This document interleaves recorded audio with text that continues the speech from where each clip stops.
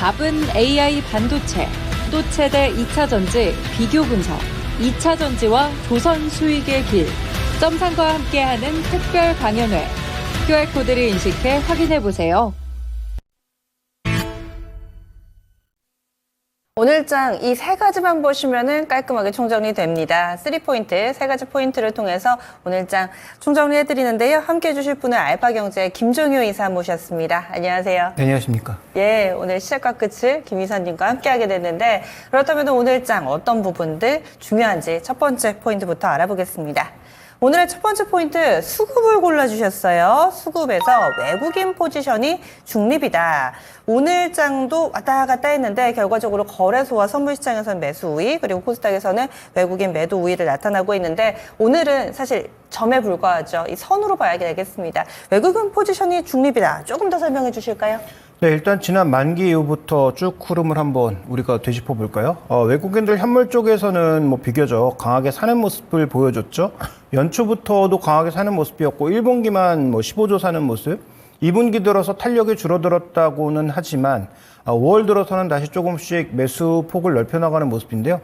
자, 지금 준비된 그림을 조금 보시면 외국인들 매수가 탄력적이진 않지만 그래도 조금씩은 쌓여나가는 모습, 다만 외국인 매수 탄력도가 줄어들면서 지수의 탄력도 굉장히 답답해진 모습을 보실 수가 있습니다. 그래서 현물 쪽에서 보면 최소한 플러스 요인이라고 봐야 될 텐데요. 우리가 외국인들의 전체적인 움직임을 보시면 외국인들의 가장 중요한 전략의 핵심 포인트는 리스크를 줄이는 겁니다. 그러니까 우리처럼 한 번 투자해서 큰 수익률을 내겠다라는 전략이 아니고 확률을 높여서 리스크를 최대한 줄이는 것이 외국인들의 전략이라는 거죠. 그래서 다른 부분만 말씀드리면 오해하실 수 있기 때문에 같이 이제 병행해서 말씀드리는 것인데, 현물은 그렇다면 선물은 어떨까요? 자, 선물은 지난 이 4월 초반에 강세를 보일 때까지만 해도 플러스 영역이었다가 지수가 눌리는 구간에서 매도를 대거 늘렸다가 현재는 지금 선물 쪽에서는 중립으로 돌아왔습니다. 그러니까 오늘 뭐 매수하고 매도하는 게 큰 의미가 없다는 것이죠. 그 다음에 저점 대비해서 이미 미결제 확정이 3만 계약 이상 가까이 증가한 상황이어서 미결제 확정이 추가적으로 늘기가 어렵고, 또 엔비디아의 실적이라고 하는 중요 모멘텀을 앞두고 있는 상황에서 외국인들은 주식 선물을 어떻게 매매하고 있을까? 주식 선물 같은 경우에는 누적 매도가 지난 5월부터 급격하게 증가하고 있습니다. 그러니까 외국인 포지션이 중립이라고 말씀드리는 건 아마 이것만 말씀드리면 외국인들이 또 하방에 베팅하고 있는 거 아닌가 이렇게 생각하실 수 있을 거예요. 그런데 그렇지 않고 외국인들은 현물은 큰 폭의 움직임이 없고 연초부터 강하게 사는 모습이었고, 선물은 지금 중립으로 포지션을 되돌려놓은 상황이고, 주식 선물에 대한 매도를 늘렸다라고 하는 것은 단기적인 변동성이 나타날 수도 있으니까 이에 대한 방어를 하고 있는 정도로 이해하시는 게 좋을 것 같습니다. 따라서 전략적인 접근으로, 시장 전체에 대한 접근으로 봤을 때 지수에 대해서는 여전히 큰 등락폭이 나올 가능성이 적다라고 보여지고요.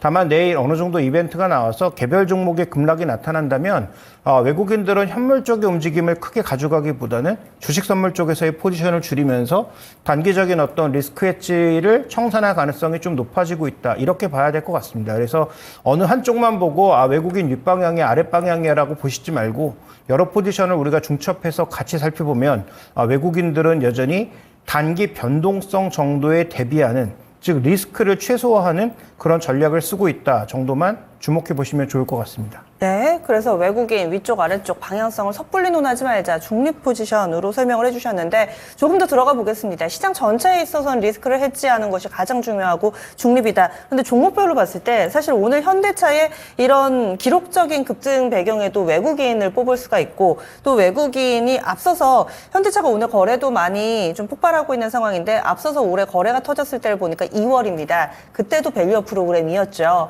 그리고 또 외국인들의 강력한 러브콜을 받으면서 한 번 더 레벨업, 게다가 요번에도 계단식으로 레벨업하는 재료와 수급이 거의 뭐 데자뷰를 느끼다시피 할 정도로 비슷하게 나타나고 있습니다. 외국인들한테 밸류업 프로그램, 이런 주주 친화책은 그 정도로 중요한 건가요?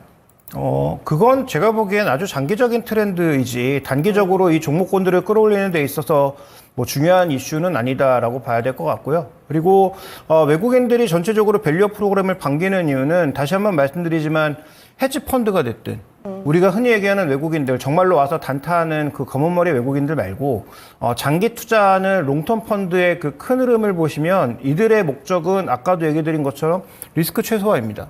그런데 대형주에 배당도 주고 상대적으로 저평가되어 있는 종목을 안 살 이유가 있을까요? 계속 사는 거죠. 네. 다만 그들의 수급이 뭐 강하게 유입됐을 때 단기적으로 뭐 강세가 나타날 수 있지만 그것만으로 계속 올라가기는 어렵죠. 뭐 실적이 안 나오는데 올라갈 수는 없는 거잖아요. 그래서 밸류 프로그램은 장기적으로는 계속 긍정적인 흐름으로 볼 수가 있지만 이것 하나만으로 외국인들이 종목을 끌어올린다라고 보긴 어렵고 뭐 그런 식으로 따지면 지금 저평가된 종목이 다 급등해야 되잖아요. 그런데 그렇지 않다라는 것은 오늘 뭐 현대차나 이런 종목군들은 다 개별 이슈가 작용하고 있는 것이다. 이렇게 봐야 될 것 같습니다. 개별 이슈로 좀 봐주시네요. 알겠습니다. 이렇게 해서 외국인 수급 알아봤고요. 다음 두 번째 포인트 넘어가겠습니다. 두 번째로는 이번 주 내내 이야기를 드리고 있습니다. 엔비디아 실적 발표 내일 새벽, 우리 시간으로 내일 새벽에 나오게 되면 내일 이 시간쯤은 다 공개가 됐을 겁니다. 이를 앞두고서 시장의 변동성이 좀 커질 거다. 이런 의견들도 상당한데 특히나 이 엔비디아 향 종목, 반도체 소부장 쪽으로는 비중 조절이 필요하다. 앞서서 저희 선택과 집중 시간에도 반도체는 비중을 좀 줄여놓는 게 어떠신가요? 이렇게 해서 조심스럽게 의견을 주시던데 동일하게 비중 조절 좀 줄여놓는 게 낫다라고 판단하시는 건가요? 그러니까 여기서 전략의 핵심은 이게 뭐 올라갈 것 같아서 내려갈 것 같아서 줄이라는 게 아니고 원래 그런 이벤트들이 나오면 이벤트를 앞두고는 줄이는 게 정석이라는 점을 말씀드리고 싶은 겁니다. 뭐 내일 어떤 결과가 나올지 뭐 어떻게 알겠습니까? 근데 저는 기본적으로 엔비디아의 실적이 좋아지는 건 그냥 상수다. 그 다음에 실제로 그 가이던스에 대해서 공격적으로 얘기하는 것도 상수라는 거죠. 그 상수가 지켜지지 않았을 땐 급락인 거고요. 근데 만약에 그 상수가 나온다고 해서 주가가 급등할 거냐? 그렇지 않을 수 있다는 거죠. 그래서 기본적으로 외국인들도 아까 움직였던 그 포지션들 일부 주식 선물 매도가 어디서 많이 나왔겠습니까? 반도체에서 많이 나오지 않았을까요? 그래서 그런 종목군들의 움직임을 살펴보면 외국인들이 급하락을 걱정해서 매도를 하거나 뭔가 포지션을 바꾸는 게 아니고 일정 부분의 현물은 계속 늘려나가면서 단기적인 변동성이 나올 때 그 리스크를 줄이려고 주식 선물을 매도하는 거라는 거죠. 그래서 지금 하이닉스가 오늘도 신고가를 내면서 진짜 20만 닉스의 코앞에 와 있는 상황이지만 그럼에도 불구하고 이렇게 대형 이벤트를 앞두고는 비중을 줄이는 게 정석이다라는 걸 말씀드리고 싶은 거예요. 다만 SK하이닉스가 내일 뭐 엔비디아 실적이 뭐 상대적으로 부진하다고 해서 급락하고 갑자기 뭐 하락 추세로 전환되는 건 아니잖아요. 그러니까 약간의 비중 조절, 이익 실현 정도가 필요하다라는 말씀을 드리는 것이고 더 민감하게 움직이는 뭐 이스페타시스나 한미반도체 같은 종목군들은 더 약간 탄력적으로 비중을 조절할 필요도 있는 거겠죠. 그래서 오늘 TSMC도 강세를 보여주고 있는데 생각보다 그렇게 강한 모습은 아니에요. 그래서 좀 같이 차트를 보여드리면 자 지금 요 파란색으로 나타나는 요 차트가 지금 YTD로 봤을 때 TSMC고요. 이 주황색 차트는 지금 하이닉스입니다. 두 종목 모두 연간 기준으로 33에서 40%까지 올랐고요. 자, 1년으로 확대해 보면 하이닉스가 훨씬 많이 올랐죠. 하이닉스는 100%, TSMC는 60% 정도가 상승했습니다. 자, 그렇다면 이렇게 급등한 종목군들은 향후 미래의 성장성까지 전혀 반영하지 않았냐? 그렇지 않다라는 거죠. 미래의 좋은 상수까지도 딱 반영되어 있는 주가라고 봐야 되기 때문에. 그 다음에 SK하이닉스는 이미 물량이 올해 만들 물량이 다 판매된 상황이기 때문에 실적이 반도체 가격이 급등하지 않는다면 추가적으로 올라가는 게 이미 제한되어 있다는 거죠. 그러니까 이들 종목에 대해서는 아까 뭐 여인수 전문가가 어떤 얘기를 했는지 저도 잘 모르겠지만 제 논리는 일단 비중을 조금 줄여놓고 만약에 더 올라가면 어떡하냐라고 물어보신다면 다른 종목군들이 넘쳐나는데 그 다음에 엔비디아 상승으로 인해서 전력주를 포함해서 다른 종목으로 종목이 확산되고 있는데 전혀 아쉬워하거나 두려워할 이유가 없다는 거죠. 그래서 저는 이미 하이닉스나 뭐 이스페타시스처럼 수익이 많이 난 종목이라면 오늘 종가 이전에 비중을 조금 줄이고 다른 종목으로 옮겨 탈 준비, 이게 올라가든 내려가든 상관없이 약간은 이동할 준비를 하는 것이 정석이다라는 말씀을 드리고 싶습니다. 이런 투자 의견이 중요한 것이요. 이 공개가 되기 전에 우리가 활용할 수 있는 마지막 30분일 수 있습니다.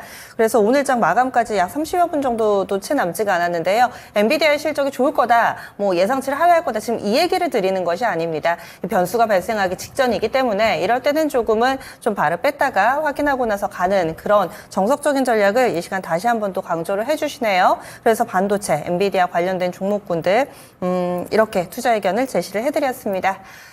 다음으로는 마지막 포인트 넘어가 볼게요. 마지막으로는 오늘은 전력원 관련해서 강세 흐름, 그동안에는 구리바라기, 구리와 관련된 종목군들 전선, 여기에서 조금은 국한된 모습이었다면 이제 빠르게 확대돼가는 모습 보여주고 있습니다. 특히나 그동안은 관심권에서 정말 많이 멀어져 있었던 수소도 현대차와의 이 접점이 있죠. 현대차 쪽에서 뉴스 나오면서 오늘장에 동시다발적인 강세 흐름 나타나고 있고요. 원전도 뉴스가 나올 듯, 뭐 체코 쪽에서의 뉴스들도 조만간 나오겠지만은 강하게 움직이질 못했는데 오늘 전체적인 강세, 전력원 쪽으로도 슬슬 매기가 갑니다. 그렇다면 어떻게 활용해 봐야 될지 설명을 좀 해주실까요?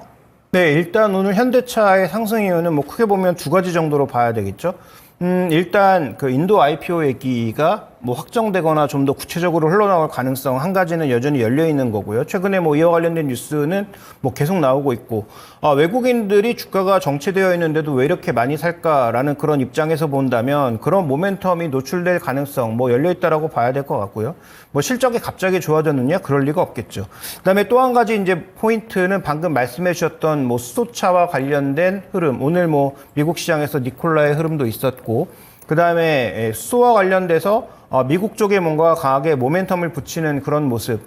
그렇지만 국내에서 수소차는 거의 뭐 팔리지가 않고 있는, 그래서 뭐 할인 판매에 온갖 지금 뭐 보조금을 얹어줘도 잘 안 팔리는 그런 모습이죠. 그래서 수소차 한계는 명확하지만, 전기차에 대비해서 지금 수소 배터리차의 한계는 명확하지만 어쨌든 그동안 전혀 소외되어 있던 그런 종목군들에게 하나의 모멘텀을 주었다라는 것과, 현대차에게는 이 두 가지 모멘텀이 발생하면서 최근에 이런 종목군들의 특징은 오늘의 거래 증가를 어떻게 받아들여야 되는가. 이렇게 전고점을 쉽게 오랫동안 넘지 못하고 있는 종목이 돌파하는 구간에서는 여기에 그동안 눌려 있었던 소위 공매도 물량들이 같이 청산되면서 거래가 증가하면서 위쪽으로 발산하는 그런 모습을 보여주게 됩니다. 그래서 이게 진짜로 외국인들이 비중을 공격적으로 확대하는 것이라면 내일 더 사야 되거든요. 네. 근데 만약에 내일 추가적인 움직임이 제한적이고 외국인의 매수 강도도 확 줄어드는 그런 모습이라면 오늘 나타나고 있는 이 전반적인 상승, 그러니까 상승의 확대되는 모습은 기존에, 그러니까 최근에 그 중지되어 있는 구간에 들어온 게 아니고 예전부터 들어와 있는 현대차의 공매도 물량이 풀려나가는 것이다. 그러니까 삼성전자도 마찬가지예요. 정고점이 뭐 85,000원을 강하게 돌파하면 이런 식으로 거래가 급증하면서 소위 그 안에 있던 그런 물량들이 대거 청산될 가능성이 또 있다라는 거죠. 그래서 현대차의 개별 이슈와 그다음에 수급적인 부분이 더해지면서 오늘 이렇게 시세가 폭발하는 모습을 나타내고 있고요. 더 일단 눈에 띄는 종목은 뭐 다 아시는 것처럼 오늘 두산 퓨얼셀 주가가 고점 대비해선 조금 밀려나고 있습니다만 이 종목이야말로 거래가 정말 폭발하는 모습이죠. 최근에 거래가 얼마나 없었으면 오늘 거래 증가에 최근의 거래는 거의 보이지도 않을 정도로 바닥에 붙어있는 그런 모습으로 나타나고 있습니다. 자, 지금 이 AI와 관련돼서 나타난 전력 수요의 확대가 구리, 전력선, 그 다음에 전력 시스템, 송배전, 유틸리티, 천연가스, 그 다음에 지금 이런 수소까지도 확대되고 있는 모습이에요. 그리고 재생에너지까지도 일부 움직임이 있을 수 있고요. 그러니까 전체적으로 지금 에너지를 쓸 수 있는 것은 뭐 그 무엇이 됐든 다 모아가겠다라는 그런 전략이 나오고 있는 것으로 이해해 볼 수가 있겠고요. 그러면 우리가 또 살펴볼 수밖에 없는 것은 지금 체코 관련 이슈가 단기적인 주가에 영향을 줄 수 있겠지만 또 하나 주목해 볼 포인트는 BHI 같은 원자력 관련주 중에서 저는 원자력 관련주라기보다는 보일러 관련주를 주목해 볼 필요가 있다. 이 BHI의 보일러가 뭡니까? 그 회수 보일러거든요. 폐열 회수 보일러. 그래서 기본적으로 가스 터빈을 돌리는 천연가스 발전기 같은 경우에는 복합화력 발전소에서 터빈을 한번 돌리고 나오는 그 고압의 고온의 가스를 다시 한번 열을 회수를 해서 열 효율을 높이는 방향으로 가고 있단 말이죠. 즉 화력 발전에서는 원자력에 준할 정도는 아니지만 기존 화력 발전소보다는 가장 효율이 높은 그런 발전소라는 거죠. 그런 측면에서 아마 내년도에 전력이 폭발할 때 가장 전력을 빠르게 공급할 수 있는 것은 이런 쪽이지 않을까. 그렇게 본다면 BHI의 폐열해수 보일러의 앞으로의 뭐 수주, 그 다음에 기존에 원래부터 미국의 수주 레코드가 꽤 많았다라는 점, 이런 부분들을 한번 고려해 봐야 되지 않을까.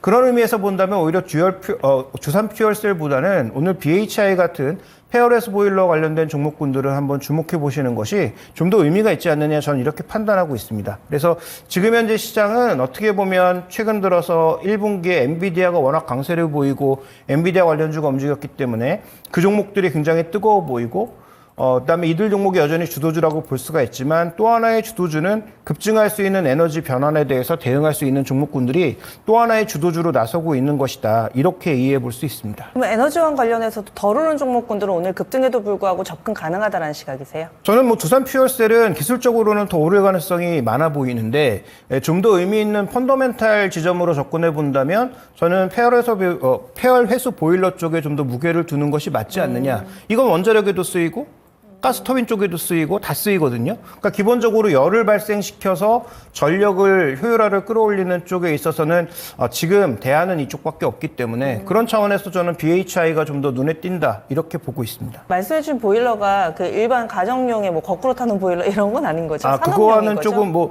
개념적으로 보면 일정 부분 맞을 수 있겠으나 기본적으로 그 천연가스로 발전을 할 때 가스터빈을 돌리는 거거든요. 그러니까 가스를 태워서 가스터빈을 돌리는데 그 돌아가는 가스터빈에서 열이 추가적으로 고온 고압의 그 열이 또 나온다는 거죠. 그러니까 이것마저도 또 두 번 네. 해서 더 효율을 높이는 방향으로 가겠다. 그래서 화력 발전의 최대 문제는 결국은 효율이 낮다라는 것이고 물론 당연히 신재생으로 가면 효율이 더 낮죠. 그러니까 나머지 발전들의 전체적인 문제가 다 효율이 낮고 원자력이 가장 효율이 높다라는 것인데 그나마 화력 발전 쪽에서 가장 효율을 높일 수 있는 방법이 현재는 이 폐열에서 보일러를 통한 복합 화력 발전이기 때문에 그 부분은 앞으로 늘어날 가능성이 높다 이렇게 좀 봐야 될 것 같습니다. 아마 다른 거 하면서 저희 방송을 스치듯이 들으신 분들은 보일러래 이러면서 보일러주 찾으실까봐 제가 한 번 더 짚어드렸는데 그런 가정용 보일러 아니고요. 산업용 화력발전소에서 나오는 그 열 에너지를 재차 활용할 수 있는 그런 효율성을 높일 수 있는 보일러 기술 가지고 있는 업체 BH에 대해서도 열심히 좀 이야기를 해주셨는데 특히나 원자재 관련해서 또 천연가스의 우상향을 예상을 해주고 계시기 때문에 더 이쪽 관련해서 설명을 자세하게 해주신 것 같아요. 오늘 이렇게 3포인트 마무리 짓겠습니다. 말씀 고맙습니다.